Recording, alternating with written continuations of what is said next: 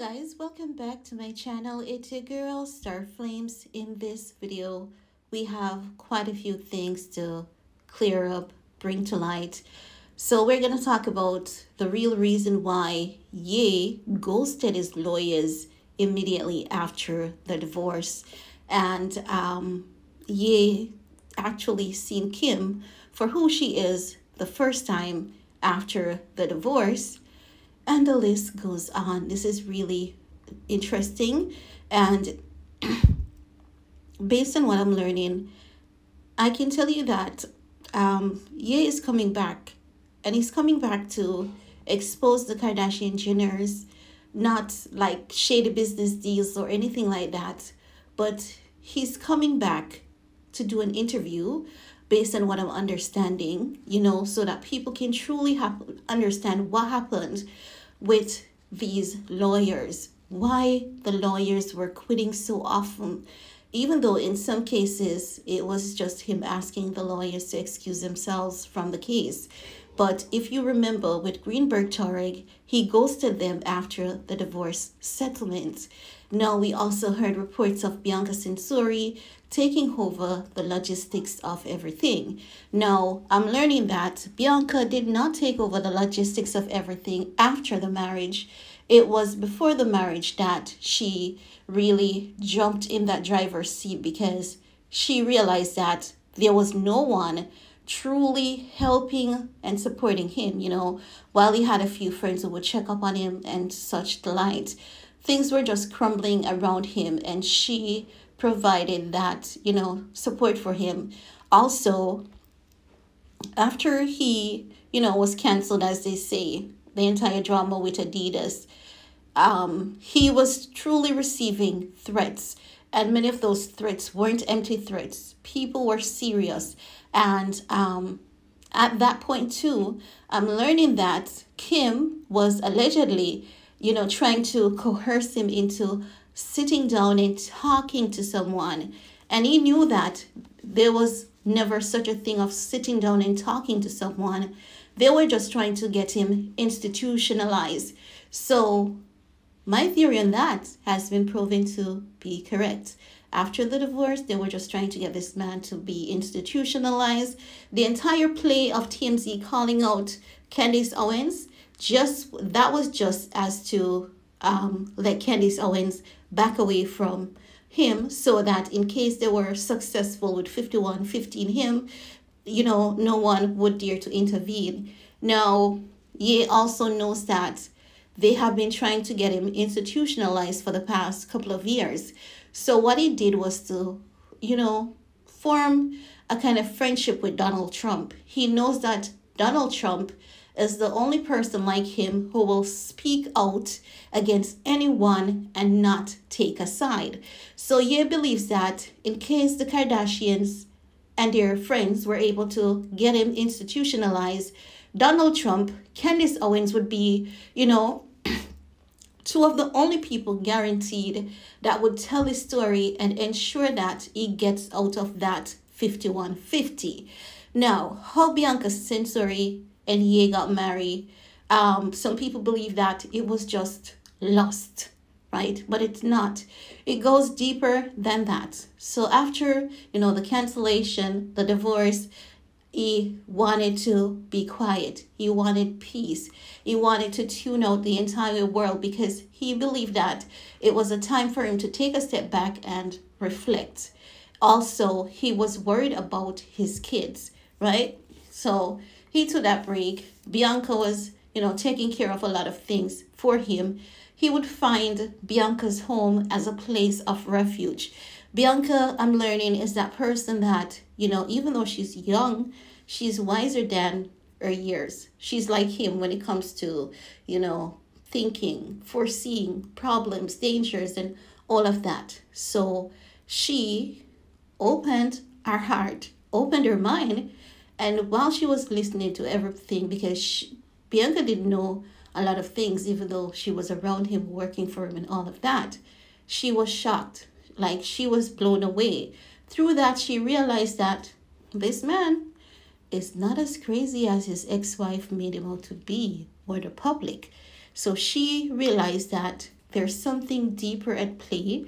He was being used, he was being manipulated, and people still wanted to do that. So she jumped in the driver's seat, and people who were saying, oh, I didn't get paid for this, I didn't get paid for that, he owes me this, he owes me that, there's a contract that said this, there's a contract that said that. She helped and she dealt with what she could have at the time. Now, I'm also learning that Ye wanted someone to talk to, because a lot of the things, were deep, and he wanted someone that he could trust. You wanted to speak to someone. When he speaks to that person, you didn't want to hear about what he said in the media, right? So Bianca was that girl. They connected deeply through all of that, but they had lightness, right, towards each other before that. If you guys remember that tweet about sleeping with a co-worker, it's giving the sense that that was Bianca Sensori. No, I'm also learning that Miss Gimme Cakes started giving Ye the cold shoulder because Jay-Z and Beyonce did not show up to their wedding. Jay-Z and Beyonce refused to be a part of their life or anything like that. And Kim would pressure Ye consistently about it, right? So when you saw that time when Ye called out Jay-Z on stage, that was all Kim's influence. Allegedly, Kim was like, if they can't do this, they're not your friend. If they can't do this, they're not your this. If they can't do this, they're not your that. Why can't they this? Why can't they that? Why can't, So Ye was being pressured by Kim to have Jay-Z and Beyonce understand that they need to be a part of his life. But Ye slowly began to realize that what Kim was saying had some amount of truth to it, right? I'm learning that he also tried to let Kim understand that Jay-Z and Beyonce loves to keep their life under the radar. She loves to live her life in the public's eyes and such. That is the reason why they didn't want to be around them. So the moment that, Ye started talking about, Beyonce, Jay-Z, Kim, he was like, he felt as though he was trapped between a rock and a hard place, because he had problems in his marriage, and for years since the beginning of the marriage he would go above and beyond and do everything to make him happy, say exactly what she wanted to say, do exactly what they want him to do. And he thought that if he had helped the family, showed them a thing or two in business, show them a thing or two in fashion, they would truly love him and truly accept him. But then as time passes, he realized that the family is about one thing, and that's building their empire, using whoever they can in the process and manipulating whoever they can in the process. So, sorry guys. So because of that, he had a lot of questions. Kim could not be bothered with those questions.